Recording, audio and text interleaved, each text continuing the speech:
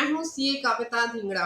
Guys, आज हम देखेंगे कि अगर कोई भी कंपनी लिक्विडेशन के टाइम पे अपनी एसेट्स को शेयर होल्डर्स को ट्रांसफर कर रही है तो क्या उस टाइम पर भी कैपिटल गेन कैलकुलेट किया जाएगा? क्या उस टाइम पे भी कैपिटल गेन लगेगा?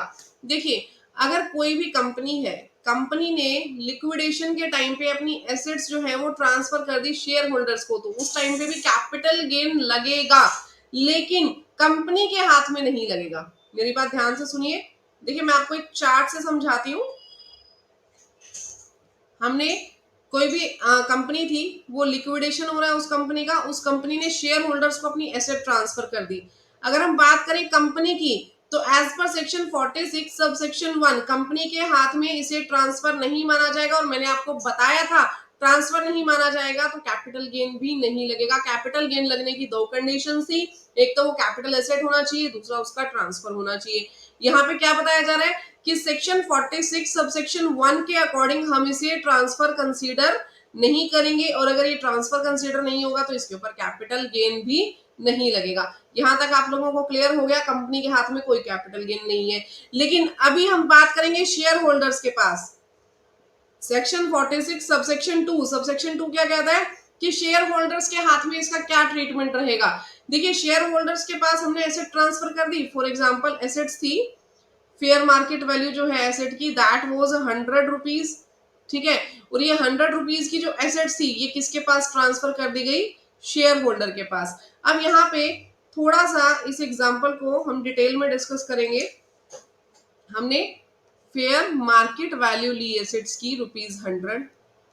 अब हम कहते हैं कि रिजर्व एंड सरप्लस पड़ा था उस कंपनी के पास, ठीक है। रिजर्व एंड सरप्लस क्यों कंसीडर करना है मैं अभी बताऊंगी। रिजर्व एंड सरप्लस पड़ा था उस कंपनी के पास 20 रुपीज का, ठीक है। 20 रुपीज का रिजर्व एंड सरप्लस था।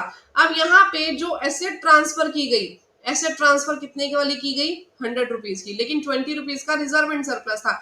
तो शेयर होल्डर्स के हाथ में सबसे पहली बात तो मैं बता दूं, कैपिटल गेन लगना है। शेयर होल्डर्स के हाथ में कैपिटल गेन लगेगा, कैपिटल गेन टैक्सेबल होगा। अब यहाँ पे फेयर मार्केट वैल्यू के हिसाब से ही होना चाहिए। वैसे तो फेयर मार्केट वैल्यू 100 थी, तो फुल वैल्यू ऑफ कंसिडरेशन हमें इसी को मानना चाहिए। जनरली अगर मैं आपसे पूछूं fair market value of consideration क्या होगा, तो आप बोलेंगे मैम फेयर मार्केट वैल्यू 100 थी तो इसी को फुल वैल्यू ऑफ कंसिडरेशन मान लो। नहीं, ऐसा आप लोगों को नहीं करना है। सबसे पहले क्या देखना है कि रिजर्व एंड सरप्लस कितना था। यहाँ रिजर्व एंड सरप्लस 20 रुपीज था उस कंपनी का। तो as per section 2 sub section 22C, ये सेक्शन यहाँ ध्यान से देखिए, as per section 2 sub section 22C जितना रिजर्व एंड सरप्लस कंपनी के पास पड़ा है उतने तक का आप उसे क्या मान लोगे? डिविडेंड।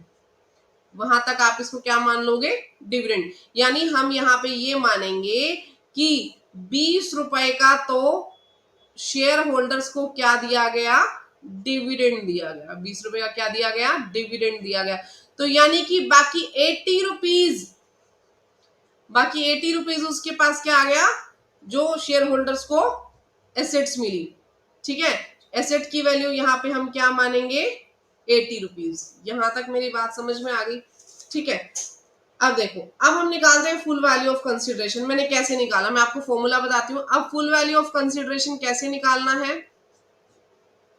सबसे पहले आपको क्या लेना है? फेयर मार्केट वैल्यू, ठीक है।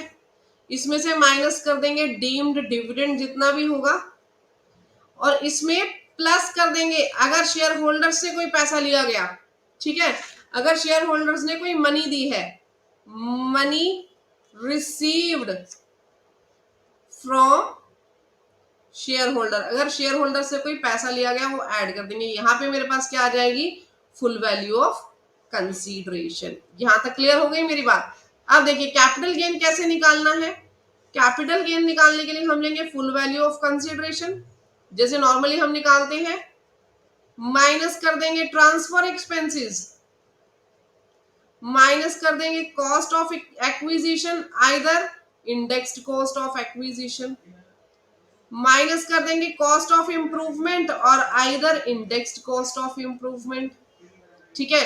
यहाँ पे मेरे पास क्या आ जाएगा? कैपिटल गेन आ जाएगा। In the hands of home? In the hands of share holder. ये बात आपको ध्यान रखनी है, ठीक है, नॉर्मल तरीके से हमारे पास क्या निकल आएगा, कैपिटल गेन निकल आएगा। क्लियर है, यानी यहां तक बात तय होगी कि जो शेयर होल्डर्स हैं, शेयर होल्डर्स के हाथ में तो कैपिटल गेन निकलेगा, लेकिन कंपनी के हाथ में कैपिटल गेन टैक्सेबल नहीं होगा। ठीक है जी, तो यहाँ पे सेक्शन 2 सब सेक्शन 22C के तहत जितना हमारे पास रिजर्व एंड सरप्लस पड़ा था उसको हमने डीम्ड डिविडेंड मान लिया। Deemed dividend income from other sources के अंदर टैक्सेबल हो जाएगा, जबकि जो हमारे पास एसेट्स है, एसेट्स के ऊपर जो कैपिटल गेन होगा वो लॉन्ग कैपिटल गेन हेड के अंदर टैक्सेबल होगा। ठीक है, अब जो हमारे पास फुल वैल्यू ऑफ कंसीडरेशन है वो कैसे निकालनी है वो मैंने आपको बता दिया, लेकिन इसमें एक पॉइंट आपने और कंसीडर करना है कि फर्दर शेयर होल्डर कभी भी उस एसेट को सेल करेगा इन फ्यूचर जब भी वो उस एसेट को सेल करेगा तो उसका जो हमारे पास कॉस्ट है, कॉस्ट क्या मानी जाएगी, फेयर मार्केट वैल्यू। जो भी आपने फेयर मार्केट वैल्यू ली थी as on date of sale, ठीक है, उस फेयर मार्केट वैल्यू को ही फर्दर उस टाइम पे वो कॉस्ट मानेगा और उसकी इंडेक्सेशन करेगा। गाइस, अगर आपको मेरी ये वीडियो अच्छी लगी तो वीडियो को लाइक, चैनल को सब्सक्राइब करना मत भूलना। Step by step capital gain से रिलेटेड हर एक टॉपिक मैं यहाँ डिस्कस करने वाली हूँ। अलग से प्लेलिस्ट हमने बनाई है कैपिटल गेन की। अगर आपको कोई भी किसी भी तरीके की किसी भी सेक्शन पे क्वेरी हो तो आप हमारी वीडियोस में देख सकते हैं। Thank you, bye bye, take care everyone.